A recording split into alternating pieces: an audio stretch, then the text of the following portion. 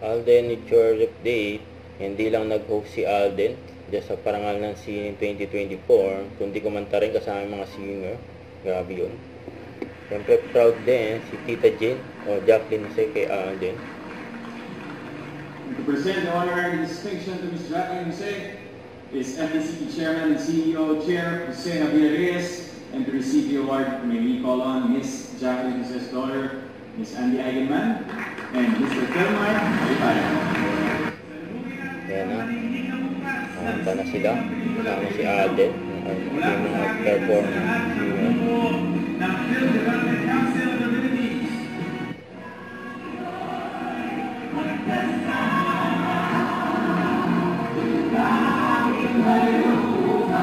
Ay, ganda.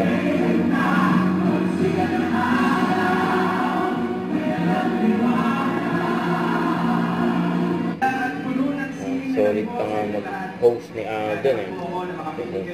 Parang ng sining. We personally welcome you to the second annual Parangal ng Sining, brought to you by the Film Development Council of the Philippines. Tonight, we honor distinguished individuals and esteemed organizations whose contributions have greatly impacted the Philippine film industry for the better. They have blazed trails and paved ways for artists like you and me. And so, it is only fitting that we give them the recognition that they deserve. Para po sa akin, ang sining ay nagbibigay ng kulay sa ating kasaysayan. Kabuluhan sa ating buhay at kaluluwa sa ating mga trabaho. I am proud to be an actor. A Filipino actor of that. At bilang isang aktor po, mahalaga sa akin ang bawat naging bahagi ng ating industriya.